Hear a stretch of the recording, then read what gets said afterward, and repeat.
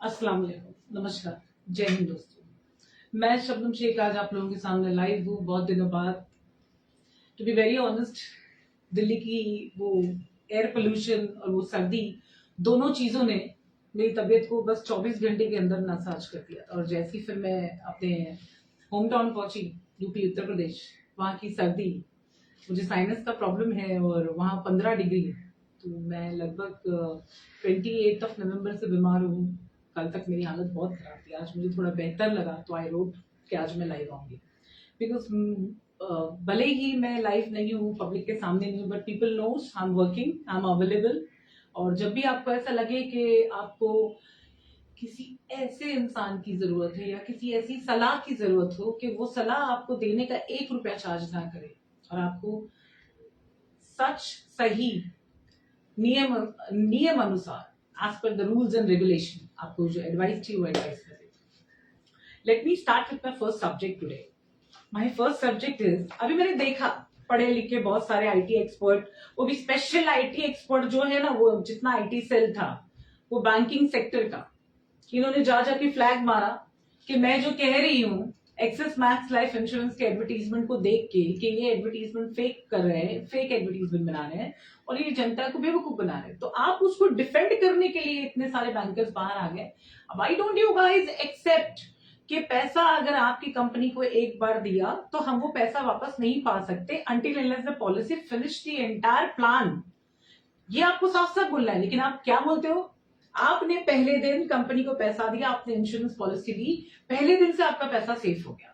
और कोई तो बेवकूफ बनाता है, 3 साल बोलता है, कोई 5 साल बोलता है, और पहले तो इनकी पॉलिसी के डॉक्यूमेंट महीनों साल हो जाते आते नहीं है। तो जब वो पीरियड ऑफ टाइम होता है 1 महीने का कि पॉलिसी के डॉक्यूमेंट पढ़ के हमें अगर कुछ डाउट लगता है, हमें कैंसिल कर सकते हैं, क्या पॉलिसी के डॉक्यूमेंट आते ही नहीं है? सालों हो जाते पॉलिसी के डॉक्यूमेंट नहीं आते। समझ में आ रही है आपको बात? और मेरा प्रश्न एकदम क्लियर है कि जब आपने कहा कि हमारा पैसा पहले दिन से सेव है और 5 साल के बाद आप अपना पैसा, आपका जो प्रिंसिपल कैपिटल है, उसको आप कभी भी निकाल सकते हो as you are feeling to withdraw. अब इसमें कुछ पढ़े लिखे बैंकर्स ने लिखा, अरे मैडम वो सरेंडर वैल्यू की बात नहीं कर रहे हैं, वो इसकी वैल्यू की बात नहीं कर। अरे तुम मुझे क्यों सिखा रहे हो? That's not my work. मेरा सवाल जो है वो सिंपल ये था, लॉकडाउन की ड्यूरेशन में ऐसी परिस्थिति थी कि हम प्रीमियम नहीं पे कर पा रहे थे। अब मेरी बातों पे ध्यान देना, हम क्या कोई भी कुछ नहीं कर पा रहा था। अप्रैल का टाइम था, अप्रैल में 2020 अप्रैल की बात कर रही हूँ। तो जब मुझे मैसेज आ रहा है बैंक के कि प्रीमियम पे करना है, तो मैं क्या करूंगी? मैं मेरे बैंक को कनेक्ट करूंगी ना कि नहीं हो पा रहा है, ये मुझे बताओ कि इसे क्लोज कैसे करना है। तो मुझे ये सलाह दी गई कि मैडम एक पॉलिसी के आपको 5 साल, एक पॉलिसी के 3 साल, एक में ज्यादा पैसा कट रहा है, एक में कम कट रहा है। अगर आपने दोनों को 5 साल कंप्लीट होने के बाद में इन फ्यूचर अगर आप इसको सरेंडर करती हैं तो आपका 1 रुपया नहीं कटेगा। 5 ईयर्स को कंप्लीट होने दीजिए, मिनिमम 5 ईयर्स। इस बात को कहा Pooja Mishra, Axis Max Life Insurance की कुछ sales manager position she was, ठीक है। ये उसने कहा, आदित्य पांडे एक्सिस बैंक का again a sales manager, he was present there. वो एग्जीक्यूटिव ने सारी बातें सुनी एंड ही इज एक्सेप्टिंग कि मैडम को उसने बात कही थी।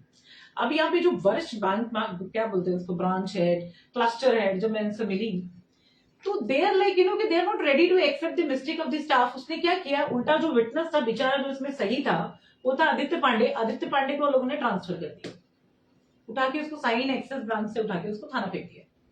तो क्या सोल्यूशन है ये? आपको मैंने 14 लाख रुपए पे किए थे एक्सिस मैक्स लाइफ इंश्योरेंस, जिसपे मैंने सिर्फ जाकर एक बार अब तक तो सिर्फ बैंक में ऐसी एंट्री की है मैंने।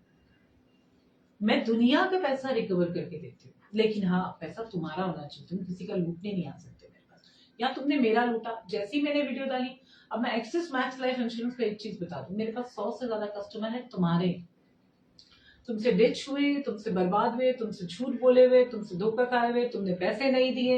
एक तो बंदी है जिसका पति गुजर गया हार्ट अटैक से, 32 साल का बंदा गुजरा है और उसकी पॉलिसी का पैसा 15 दिन पहले तक गया, मरने के 15 दिन पहले तक गया, और एक्सिस मैक्स लाइफ इंश्योरेंस ने उसको ये कह के टाल दिया कि पॉलिसी तो कभी एक्टिव थी नहीं, तो फिर पैसा कैसे कट रहा था?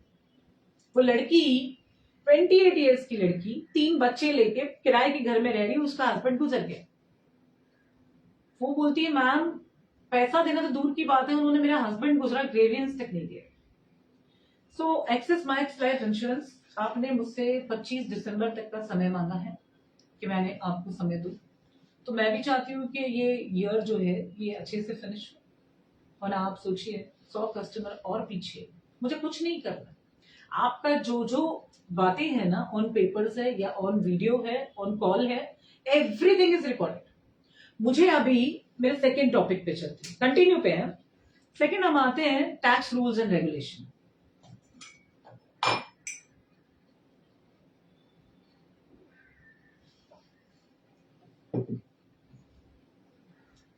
हम जब पॉलिसी परचेस करते हैं तो पहले तो इन्होंने जो बेची थी पॉलिसी ये कहा था कि टैक्स फ्री पॉलिसी, हमें इसमें टैक्स नहीं लग रहा है।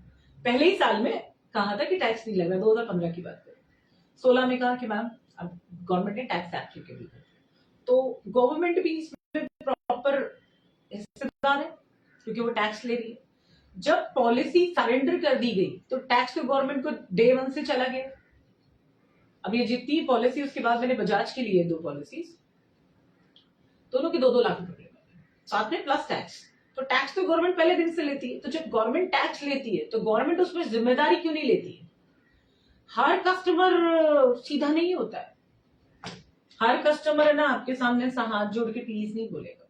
कुछ कस्टमर ऐसे भी होते हैं जो आपकी कान को खींच के प्लीज बुलवाए आपसे कि प्लीज कान छोड़ो। आप समझ रहे, कुछ कस्टमर ऐसे भी होते हैं। आरबीआई की गाइडलाइंस के हिसाब से अगर आपने अपना 5 साल प्रीमियम पे किया है किसी भी कंपनी को, याद रखो, गूगल करो, जाओ, जो इंक्वायरी करनी है जिस डिपार्टमेंट में मैं बता दूंगी आपको नीचे ब्रीफिंग में, आरटीआई लगाओ, डिटेल निकालो। आपने किसी कंपनी को, किसी भी प्रोडक्ट पॉलिसी को आपने परचेस किया है, तो आप जैसे 5 साल का प्रीमियम कंप्लीट करते हो तो आपका प्रिंसिपल कैपिटल सेव्ड हो जाता है। यहां मेरी लड़ने की वजह यह है, आपने मेरा प्रिंसिपल कैपिटल काट के दिया पैसा। वैसे भी आपने 2 साल से हेरेसमेंट किए, all calls, all videos, all communication, all mails communication. जज को फैसला करने दो। 25 दिसंबर तक मेरे 3 लाख रुपए और मेरे सेविंग अकाउंट में रिटर्न नहीं आए, तो Axis Max Life insurance, you be ready. तुमने ये देखा कि वो वीडियो को डाल के मेरे ख्याल से 1 हफ्ता भर हुआ है, उसमें कितने सारे कस्टमर्स ने लिख दिया, कितने सारे जो आम लोग जिन्होंने परचेस नहीं की थी उन्होंने भी लिख दिया। हम ये पॉलिसी लेने वाले थे, थैंक गॉड हम ये एक्सेस मैक्स लाइफ में फंसने वाले थे, हम नहीं फंसे। क्यों? मैं अकेले नहीं बोल रही हूँ, वहां पे 100 से ज्यादा, कितने हजार कमेंट्स है उसमें जिसमें लोगों ने खुल खुल के लिखा है कि इस कंपनी ने हमारा पैसा काटा। यहाँ तक एचडीएफसी ने जिसका खाया है, बजाज ने जिसका खाया है पैसा, जिसका भी कस्टमर का पैसा आप खा जाते हो विदाउट कस्टमर को इन्फॉर्म किए। और बाद में अभी एक बंदे का मुझे कॉल आया, वो कहता है कि मैम मेरे डैडी गुजर गए और हमें इंश्योरेंस का पैसा नहीं मिला। आपको पता है क्यों नहीं मिला? लॉकडाउन में उन्होंने प्रीमियम पे नहीं किया था, तो पॉलिसी जो है ना उसका प्रीमियम ऑन टाइम नहीं पे करने पे, पिताजी गुजर जाने पे पैसा नहीं मिला इंश्योरेंस का।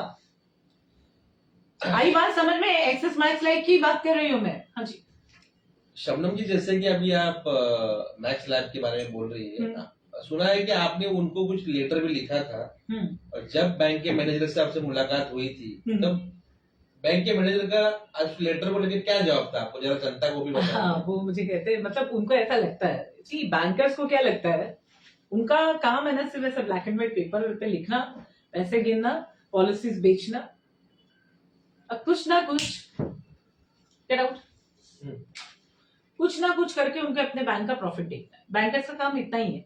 उसको जब मैंने पूछा मैनेजर को कि मैंने आपको एक लेटर भेजा था, एक नहीं कितने लेटर्स भेज दिए, आपने उसका क्या किया, तो मुझे वैसे पूछता, मैं क्या करूं? अरे भाई, आपको पत्र व्यवहार कर रहे हैं, इतना तो पढ़े लिखे इंसान हो, आपको मेल किया तो मेल का जवाब दो, पत्र लिखा है तो पत्र का जवाब दो, और फोन जैसी चीजें पास में इसलिए रखते हैं कि आपको कॉल किया तो फोन उठा के जवाब दो। एक कॉल दिखता ही है ना कि हाँ ये कॉल आया। मैं वैसा इंसान हूं कि एक इंसान को मैं दूसरी बार कॉल करूं जब तक उसने उठाया, लेकिन एक कॉल तो दिखता है। उस बंदे ने मुझे ये कहा, मैं क्या जवाब दूं? और जो दूसरा, हाँ, वो खलील करके जो वीडियो में बंदा दिख रहा है, ये बंदा पिछले 7 महीने से खेल रहा है। भाई तेरे बस की बात नहीं है तो तू बोल दे, मैडम ये मेरे लेवल की बात नहीं है, ये मैंने आपको बेचा नहीं था, न मेरा इसमें कुछ लेना देना है, मैं अब इस कंपनी में अब काम कर रहा हूं, इससे पहले जितने लोगों ने जो चोरियां की है उससे मेरा कोई कंसर्न नहीं है। तुमको क्या लगता है कि मेरे पास इतना समय है कि मैं आके तुम्हारे बैंक में बैठ के तुम्हारे साथ चिट चैट करूं? तुमने मेरा 2 साल, मेरा इन्वेस्टमेंट 2015 से 2023 तक में तुमने इस्तेमाल किया, ऊपर से प्रिंसिपल कैपिटल कट करके दिया, तुम्हारा वर्बल कमिटमेंट, तुम्हारा रिटन कमिटमेंट, तुम्हारे स्टाफ एडवर्टीजमेंट, सब एविडेंस है मेरे पास। लेट दी जज डिसाइड। तुम्हें अगर 25 तारीख को तुमने मेरा पैसा मेरे अकाउंट में नहीं डाला तो तुमको 26 तारीख को एक नोटिस आएगा with all charges, with all compensation, with all harassment.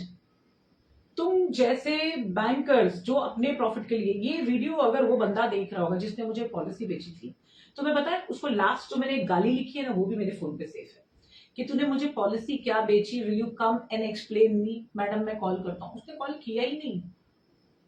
उद्धम सिंह नाम था उसका, सरदार था। मैं पंजाबी स्कूल से पढ़ी हूँ, तो मुझे वो कहते ना हमारे मुसलमानों की सर पे टोपी और हिजाब देख के उनके ऊपर भरोसा किया जा सकता है, जो सर ढक के लोग चलते हैं, वैसी एक सिक्स स्कूल में पढ़ने की वजह से तो हम सिखों के बीच में बड़े हुए, तो मेरे लिए ऐसा था कि पगड़ी वाले मतलब ईमानदार लोग, पगड़ी वाले मतलब ईमानदार लोग। लेकिन उद्धम सिंह जैसा एक गटर छाप जिसने इतना बड़ा झूठ बोला, उसने पॉलिसी ये बोल के बेचा था कि 14 साल का इन्वेस्टमेंट 1-1 लाख रुपए की पॉलिसी है, 15 साल का गैप है मैम, 16th ईयर में आपको 32 लाख ईच पॉलिसी से रिटर्न आना है। आपको पता है ऐसे पेपर्स है मेरे पास। तो ये जितने भी इलिटरेट बैंकर्स बैठ के मुझे ये सिखा रहे हैं कि पॉलिसी के पेपर्स खरीद के लेना था, हाथ लग जाओ मेरे, खाली हाथ लगो मेरे। काम धंधा या तो है नहीं, या तो तुमने ऐसे अपने कस्टमर्स को बहुत झूठ बोल के पॉलिसी बेची होगी, तब तुम उन बातों को कवर कर लो। अरे बी ए ह्यूमन मैन, सच तो बोलो। एडवर्टीजमेंट में झूठ क्यों बोल रहे हो कि आपका पैसा सिक्योर फर्स्ट डे से, बल्कि आपकी पॉलिसी खरीदना मतलब अपना गला तुम्हारे हाथ में देना। अगर हमने जरा भी हिलाया तो तुम नोच लोगे, जोर से खींचा तो शायद गला ही निकाल लोगे। देखो वो लड़का बोलता है कि मैडम मेरे डैडी की पॉलिसी का प्रीमियम भरते थे डैडी प्रॉपर, लेकिन वो कहते कि लॉकडाउन के टाइम पर उन्होंने भरा नहीं तो इंश्योरेंस के पैसे नहीं मिले। And be ready, I will file these all case very soon.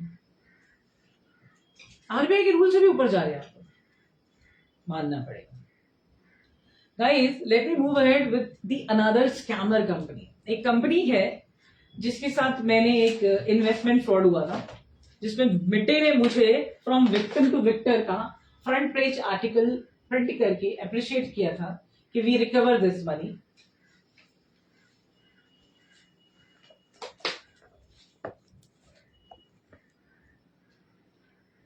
First article हमारा मिडडे ने पब्लिश किया था जब ये एफआईआर रजिस्टर हुआ था, और उसके बाद में ये second article 11th of September, और ये केस मैंने फाइल किया है। फाइलिंग डेट है केस की, FIR number, please cyber cell को मैं इतना जलील करती हूँ, महाराष्ट्र साइबर सेल को। Maharashtra cyber cell, Mumbai cyber cell जो हमारा एकदम नजदीक में, क्योंकि मुझे स्टेट का लगा है साइबर सेल, वरना पुलिस स्टेशन में रहता है, क्योंकि अमाउंट बड़ा था। जो पैसा इन्वेस्टमेंट फ्रॉड में जो गया है वो कुछ 23 लाख समथिंग है, और बाकी का पैसा जो है ना, वो बाकी का पैसा हमारी सरकार ने ना 2,38,000 मेरे बैंक अकाउंट से अपने आप काट लिया। क्या क्यों काटा पता है? उसे कहते हैं टीसीएस चार्जेस, टीसीएस चार्जेस, और वो टैक्स काटा गया।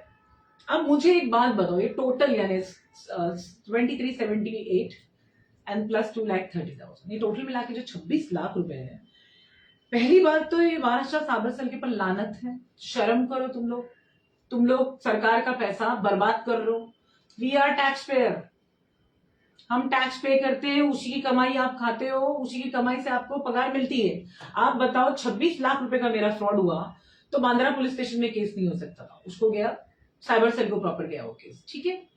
आप उसको ये बांद्रा का नया जो साइबर सेल जो बना, बांद्रा वेस्ट में आया, बांद्रा बीकेसी से, वो साइबर सेल का पहला एफआईआर मेरा है। आपको पता है जब वो बना था तो मैं उस दिनांक का डेट आपको जरूर बताऊंगी, 24/5/2025। एंड थैंक यू वो सीनियर पीआई जिसने ये केस मेरा बनाया था। अब वरिष्ठ ऑफिसर, बहुत ईमानदार ऑफिसर, उन्होंने एफआईआर फटाफट बना दिया, मैडम आप पहले एफआईआर बनाओ। अब जो दूसरी मैडम आई ऑन ड्यूटी, वो मैडम एकदम आराम से बैठी है अपनी कुर्सी, मुझे उनसे कोई प्रॉब्लम नहीं है। लेकिन अब जब मैंने आरटीआई लगा के पूछा, मैंने महाराष्ट्र सरकार को पूछा कि जब से महाराष्ट्र साइबर सेल लॉन्च किया आपने, लॉन्च जब से अब तक में खर्चा कितना हुआ है, कितनी पगार गई है, हर साल का इनका मेंटेनेंस कितना है, मुझे बताइए। क्योंकि मैं ऐसे ही एक केस मेरे पास 4 साल पहले आया था, एक लड़के ने इन्वेस्टमेंट फ्रॉड किया था, छोटा बच्चा था 14 साल का, वो 73,000 था। इसलिए कौन सा पुलिस स्टेशन था साहिल? वो चुनावड़ी पुलिस स्टेशन। एफआईआर नहीं ले रहे थे। क्यों नहीं ले रहे थे? कहते हैं कि 2 लाख के अंदर का अगर आपका ऑनलाइन फ्रॉड हुआ है तो 2 लाख के अंदर के फ्रॉड पे FIR नहीं होता। आप सिर्फ साइबर क्या बोलते हैं उसको, साइबर हेल्पलाइन नंबर 1930 पे फोन करके आप कंप्लेंट, FIR नहीं होगा। Now tell me, FIR 2 lakh के ऊपर होता है, यानी तुम्हारी इन्वेस्टिगेशन 2 लाख के ऊपर शुरू होती है। अब ये तो 26 लाख था। जब इन्वेस्टमेंट फ्रॉड हुआ तो ये गया बैंक के थ्रू, गया गेटवे पेमेंट। आपका साइबर सेल अगर बैठ के साइबर का कुछ काम नहीं कर सकता है तो उसको चालू क्यों रखा है? आप लोगों को मैंने अभी RTA लगा के पूछा था कि खर्चा कितना हुआ जब से शुरू हुआ अब तक में, तो क्या लिखी दिया उन्होंने? उनके पास इसका कोई रिकॉर्ड नहीं। आपके पास रिकॉर्ड नहीं है कि आप कितने स्टाफ को पगार दे रहे हैं, उसमें कितना काम हो रहा है। जिस ऑफिसर के पास में, जिस PI के पास में ये केस है, मैंने उनसे पूछा, मैडम FIR नंबर 0163 दिनांक 24/5/2025, ये FIR की इन्वेस्टिगेशन आप कब से शुरू करेंगे? पता उन्होंने मुझे क्या बोला? मैं उनको घर पे बिठा सकती हूँ, लिखित में देती हुई बात हूँ। मुझे कहती हैं कि आप एक लौती विक्टिम नहीं है ना, बहुत केसेस पेंडिंग पे।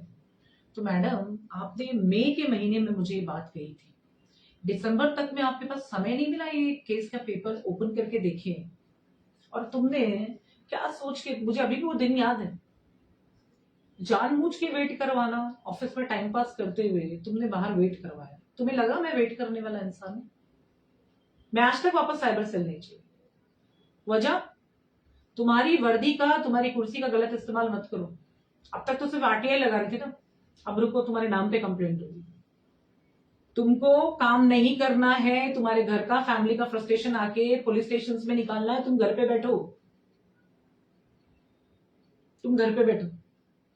मैं और भी इतनी दमदार ऑफिसर्स को जानती हूँ जो मेरी दोस्त हैं, जो पुलिस फोर्स में काम कर रही है। मेरी दोस्त है, she pass through with the आर्ट्रेक्स, हार्ट सर्जरी हुई, 3 आर्ट्रेक लगे हैं, she still Versova police station की सीनियर PI है। They are working and they are not showing aggression and attitude to the civilians. तुम तुम्हारे घर के फ्रस्ट्रेशन, तुम्हारे घर की प्रॉब्लम्स को पुलिस स्टेशन में मत लेकर आओ। 7 महीने की पगार तुमने ली कि नहीं ली? मई से डिसेंबर तक में तुमने पगार लिए ना, तो मैडम आता तुम्ही रेडी रहा, तुम्हाला मी बघते कोर्टात। मैं देखती हूँ कोर्ट में बहुत सारे पुलिस वालों को, एंटी करप्शन में जितने पकड़े गए रहते, 6 महीना सस्पेंड रहते, वापस आते हैं ड्यूटी पे, और फिर उनको क्या लगता है कि सब कुछ चेंज हो जाएगा। भाई कोर्ट में सबको आना पड़ता है, और मैं देखती हूँ किस तरह, हम तो सिविलियन है, हम सिविलियन है, हमको वो ड्यूटी नहीं है जो तुम्हारी है। तुम वर्दी पहन के उसका दुरुपयोग करते हो। बोलने पाओगे तो फिर बहुत बोलूंगी मैं। पहले थोड़ा मैं एक इलीगल लोग के ऊपर थोड़ा सा बोल दूं। एक इलीगल गैम्बलिंग एक्ट जो है बहुत ज्यादा पैमाने पे चल रहा है। I am talking about Palsana, Gujarat state. क्या है ना, मैं गैम्बलिंग के ऊपर इतनी कंप्लेंट क्यों करती हूँ मैं बताती हूँ। आज मैं जुगार में बहुत हार चुकी हूँ। मैं पत्ते खेलने लगी थी, बुरी दोस्ती बुरी संगत। मैं बात करी 2014-2015 तक में, आई वॉज लाइक यहाँ से यहाँ आ गई थी। फिर मेरे डैडी ने मुझे कसम दी और मुझसे जुआ छुड़वाया। तो मैंने जब से कसम खा ली थी, तब उस टाइम पे हमारे मुंबई पुलिस कमिश्नर थे राकेश मारिया सर। तो मैंने राकेश मारिया सर को जाके बताया, सर इतने करोड़ उसमें हार गई, मैंने ये बेच दिया वो बेच दिया, आई एम ह्यूज लॉस। तो he guided me certain way, he guided me the best way to close all the illegal shares. तो जब से मैंने सोच लिया कि मैं जुगाड़ के धंधे नहीं चलने, चाहे कोई कहीं भी जाए। और ये जो मुझे लूटे हुए लोग हैं ना, इनकी चेन है जो स्प्रेड होगी यहाँ से महाराष्ट्र से गुजरात, गुजरात से गोवा, गोवा से राजस्थान, मतलब ये पूरी स्टेट्स में फैलते चले गए। तो ये दीमक है गैम्बलिंग माफियाज। इनको एक जगह से बंद कराओ, ये दूसरी जगह पहुंचते। और ये छोटे मोटे धंधों की बात नहीं कर रही हूँ मैं जुगाड़ के उन धंधों की बात करूँ जो बड़े बड़े माफियाज चलाते हैं। नवापुर की फाइल देना मुझे। मैं बात कर रही हूँ फारूक की। फारूक चला रहे हैं धनगदरा रेलवे स्टेशन के पास 5 घर है। ये धनगदरा रेलवे स्टेशन के पास सामने ही 5 घर है। किसी दिन इसमें रहता है, किसी दिन उसमें रहता है। 5 घर वो जुगाड़ के लिए लिए हैं। तो मैं पूछूंगी, पलसाना पुलिस स्टेशन को पता चलता है, नहीं पता चलता है कि आपके जुरिक्शन में आप इतने बड़े धंधे किया, तो फिर आपने परमिशन दी है। अभी मैंने इसकी कंप्लेंट जो है, लिखित कंप्लेंट की है chief minister of Gujarat, senior police officer Palsana, and as well as ये superintendent of police Surat rural, यानी कि ग्रामीण सूरत का जो है उसके अंतर्गत में आता है ये। तो SP ग्रामीण सूरत, आपको कंप्लेंट जा चुकी है 18 तारीख को, आज 22 तारीख हो गई है। यानी आपके टेबल पे कंप्लेंट पहुंची भी है। ये कंप्लेंट आप तीनों लोगों की, हमारे सीएम तो बिजी रहते हैं, बट आपका तो एसपी साहब आपका काम है, और पलसाना पुलिस स्टेशन आपका काम है कि करोड़ों का जुआ वहां पे चल रहा है, काटी फटकी आसरा, मिलियंस ऑफ रुपीस। आप रेड मारो और मुझे थैंक यू लिखना, लेटर भेजना मुझे कि मैंने जो कंप्लेंट की आप लोगों ने उसमें क्या काम किया और किस तरीके की एफआईआर हुई। अब देखो ना, एक छोटी सी बात मैं फिर से रिपीट करती हूँ। कल मैं प्रेस कॉन्फ्रेंस रख रही हूँ, कल शाम को 5 बजे प्रेस कॉन्फ्रेंस है। बहुत डिटेल में हम उन सारी चीजों को सामने लाएंगे जिनको समाज के सामने आना जरूरी है।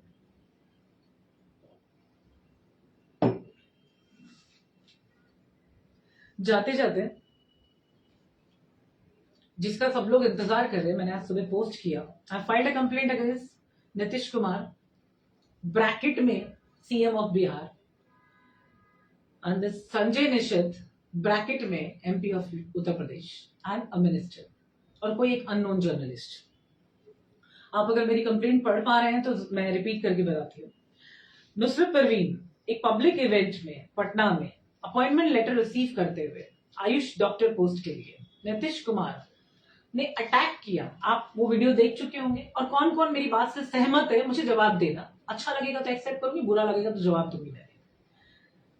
वो सीएम की पोजीशन पे खड़ा हुआ, चौथी बार सीएम बना हुआ, सीएम पोस्ट पे। मुझे तो समझ नहीं आता, मैंने प्रोग्रेशन देखा नहीं है। लास्ट मंथ में मैंने उस सीएम को पोस्ट करते हुए लिखा था, हाउ कैन स्माइल, तुम्हारे राज्य के मैक्सिमम लोग काम करने के लिए दूसरे स्टेट्स में जाते हैं, तुम्हारा स्टेट का सीएम होने का पब्लिक को कोई फायदा नहीं, ये सीएम बनने की खुशी कैसे चेहरे पे। मैंने लिख के डाला है, वैसे ही नहीं लिख के डाला है, उसको प्रॉपर टैग करके नीतीश कुमार को, उसके आईडी को मेंशन करके डाला है। अब क्यों, पढ़ा लिखा तो है नहीं, सठियाया हुआ इंसान है, सठियाया भी नहीं, मेरे ख्याल से 70 के भी पार हो गया होगा। एक बूढ़ा इंसान, उसकी मानसिकता देखो कितनी गंदी है कि वो एक औरत का कपड़ा खींच के उसे मोड़ रहा है। तू जज के सामने जवाब देना मुझे कि तूने उसका कपड़ा खींचा और उसको ऐसे बैंड क्यों किया। Who gave you the permission. मैं कपड़े की बात करूं, नकाब की नहीं कर रही। तूने लड़की के चेहरे को हाथ लगा के कपड़ा नीचे किया और ऐसे बैंड किया उसको, तो वो हाथ कहां तक लगा, इसका परमिशन किसने दिया था। जाके कोर्ट में जवाब देना, Nitish Kumar for you, whatever you are, I am not scared of you. समझ में आया। And I come to this another villain, क्या नाम है इसका, Sanjay Nishad. Oh my god, उसको देख के ना मुझे पता कैसा लगा, हमारे बॉलीवुड के देखो पुराने विलन्स, हमारे वेटरन विलन्स जो है, वो ऐसी एक्टिंग किया करते थे। तो वो एक्टिंग क्यों करवाते थे हमारे पुराने प्रोड्यूसर एंड डायरेक्टर्स, वो देखो इन बुड्ढों को देख के समझ में आएगा। लुक एट द वैशीनेस, वो वैशीपन देखो उस बुढ़ऊ के, जो एक्सप्लेन कर रहा है, इलैबोरेट कर रहा है क्या आदमी है, क्या कर दिया, हाथी तो लगाया, नकाब कोई तो हाथ लगाया, कहीं छू तो नहीं दिया। तुम लोग कैसे इंसान हो यार, तुम किसी आदमी के पेट से दुनिया में आए, माँ के पेट से आए ना। किसी को बहन मिले ना मिले, कोई बेशरम इंसान को बीवी मिले ना मिले, पूरी जिंदगी वो ऐसी जी ले। हमारी हिंदी में उसे क्या बोलते हैं, हाँ, ठंडवा जी ले। बहन हो ना हो, पत्नी हो ना हो, माँ तो रहती है ना सबकी। शादी नहीं करें तो बेटी तो होगी ही नहीं, लेकिन माँ तो थी। अभी देखो हमारे देश ने भी एक्सेप्ट कर लिया, गेस शादी कर सकते हैं, लेस्बियन शादी कर सकते हैं। अब जेंडर का ऐसा कुछ डिस्क्रिमिनेशन रहा ही नहीं है, हमारा देश आगे बढ़ गया है। गेस शादी कर सकते हैं, लेस्बियन शादी कर सकते हैं, लेकिन हमारे देश की राजनीति कहती है हिंदू मुस्लिम शादी करेंगे तो लव जिहाद होता है। कैन यू जस्ट इमेजिन, हमें बोलने के लिए मना किया गया, हम बोले तो हमको नोटिस आ जाते हैं, है ना। मैंने इतनी मेहनत करके एलएलबी पास की है ना, तो सिर्फ आप लोगों के लिए की है।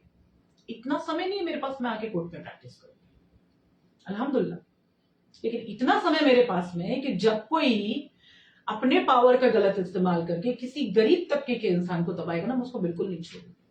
अभी मेरे को एक बात बताओ, वो लड़की जिसने डॉक्टरी कंप्लीट की है, उसका स्कार्फ खींचने के लिए तुम्हारा मन कैसे बोला, उसका कुछ सेल्फ रिस्पेक्ट नहीं लगा तुमको, और तुमने बड़ी इवेंट में उसका स्कार्फ खींचा तो खींचा। बेंडिंग डाउन एंड द बोलता ना बिची स्माइल, कितनी गंदी स्माइल वो करते हुए नीतीश कुमार को उसके ही पीछे से एक आदमी रोक रहा है, यहां से वो लड़की को पीछे किसी ने खींचा।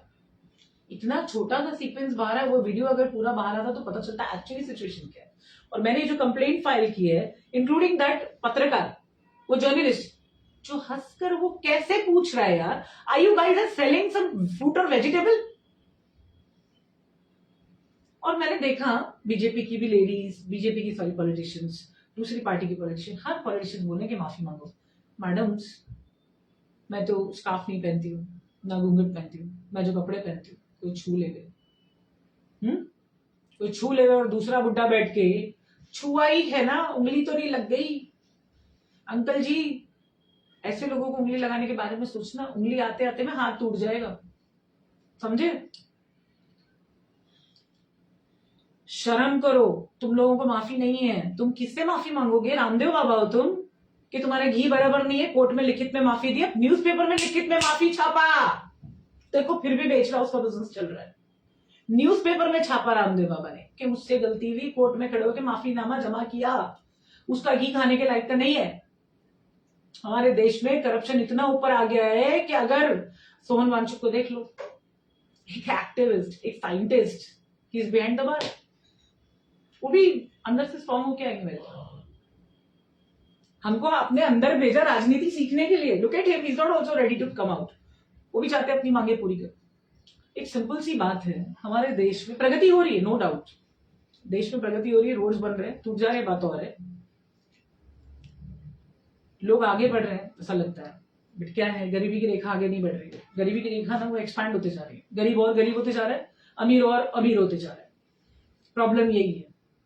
और यहां पर अगर हक की बात करो तो चुप्पी बहुत है। दोस्तों, बातें बहुत है। कल शाम को 5 बजे प्रेस कॉन्फ्रेंस है, और जो भी जर्नलिस्ट, जो भी पत्रकार हमें ज्वाइन करना चाहते हैं, हेल्थ केयर फाउंडेशन कल शाम को 5 बजे ज्वाइन कर सकते हैं। There are lot of things which I need to discuss. और हाँ, फ्रॉड इन रिलेशनशिप के ऊपर मैं जरूर दूंगी लाइव वीडियो, मेरे पास उसकी बहुत सारी क्वेरीज है। अच्छा, जो भी हम बात करते हैं या जो इन्फॉर्मेशन मेरे पास आती है, ये सारे की सारी इन्फॉर्मेशन मेरे फैंस, मेरे फॉलोअर्स, ये जो सोर्सेस होते हैं, ये फॉलोअर्स एंड लव वंस के होते हैं, जो हर एक प्रांत के होते हैं, लेकिन वो लोग अपने एरिया के डॉन या क्रिमिनल्स के सामने खड़े होकर लड़ नहीं सकते। तब वो हमें इन्फॉर्मेशन देते हैं ताकि हम वो उन चीजों को बंद कराएं जो उस एरिया को या उस स्टेट को इफेक्ट कर रही है। अभी मैं आपको एक छोटा सा एग्जांपल देती हूँ। व्हाट इज दैट, वो बंदे का नाम क्या है, थाना वाला, नहीं दूसरा, जिसका कंप्लेंट किया था ना, उसने नेक्स्ट डे ही पुलिस स्टेशन ने हमको लिख के भेज दिया कि हाँ हमने रेड की करके। जस्ट इमेजिन, मुझे बंदे का, सॉरी नहीं, नॉट देशमुख, समथिंग एल्स। तो मुझे उस बंदे का नाम याद नहीं आ रहा है। उसने क्या किया, उसकी सेटिंग इतनी अच्छी है, उसकी सेटिंग इतनी अच्छी है कि पुलिस स्टेशन को जैसी कंप्लेंट जाती है, पुलिस वाले आते हैं, 4 लोग आते हैं खड़े होके, 4 लोगों के ऊपर केस बनाते, डायरी बनाते, केस बनाते और निकल जाते हैं। मुझे बाकायदा वागले स्ट्रीट पुलिस स्टेशन ने लिखित में भेजा कि हमने मंगेश भोसले, इतनी बड़ी सेटिंग है मंगेश भोसले की कि वो 4 ऑफिसर जाके डायरी बना के मुझे अगले दिन एफआईआर की कॉपी आ गई कि मैडम काम हो गया। बट ट्रस्ट मी, वो धंधा 1 घंटे के लिए बंद नहीं हुआ। क्यों? करोड़ों का नुकसान। थाना कमिश्नर को उसने सेट करके रखा है, ऐसा वो बोलता है, 15 लाख रुपए देता है, ऐसा वो बोलता है। अब पता नहीं, मार्केट में यही बात चलती है। तो ये सारी चीजें जब मार्केट में चलती है, तो जो नीचे के लोग ये सब सुनते होंगे, तो क्या सोचते हो? क्या हमारा सिस्टम इतना बड़ा फेलियर है? मैं ये नहीं कहूंगी कि 5 उंगलियां एक बराबर होती है। कुछ तो एहसास रखो, जो वर्दी पहन के बैठे, तुम पे बहुत भरोसा है लोगों का। मैंने मेरी जिंदगी में, आप अगर पूछेंगे मेरे दोस्त कौन है, तो 99.9% पुलिस वाले दोस्त हैं, and I am proud of them. जो मेरी सीरीज में बना रही हूँ, वो सीरीज में जिन जिन ऑफिसरों से मेरा जिंदगी में सामना हुआ है, जो मेरे साथ काम किया है, हमने बहुत काम किया। This is the 21st year of my service. 21 साल हुए मुझे काम करते हुए। बहुत बड़ा सर्विस रिकॉर्ड है। मैं हर उस ऑफिसर को अप्रिशिएट करूंगी, हर एक उस सोशल वर्कर को अप्रिशिएट करूंगी सीरीज के माध्यम से, जो उन्होंने काम किया, जो हमारे देश के लिए वाकई में जरूरी है। जब भी आपको ऐसा लगे कि मेरी जरूरत है, health care foundation is available. I take my leave and see you soon. फिर जल्दी मिलते हैं दोस्तों, और कल तो जैसी शाम को मिलने वाली है। दुआ करो मैं जल्द ठीक हो जाऊं। आवाज बिल्कुल बदल गई है, रानी मुखर्जी की जैसी आवाज आ रही है। वेल दोस्तों, thank you, love you all, see you soon, अल्लाह हाफिज।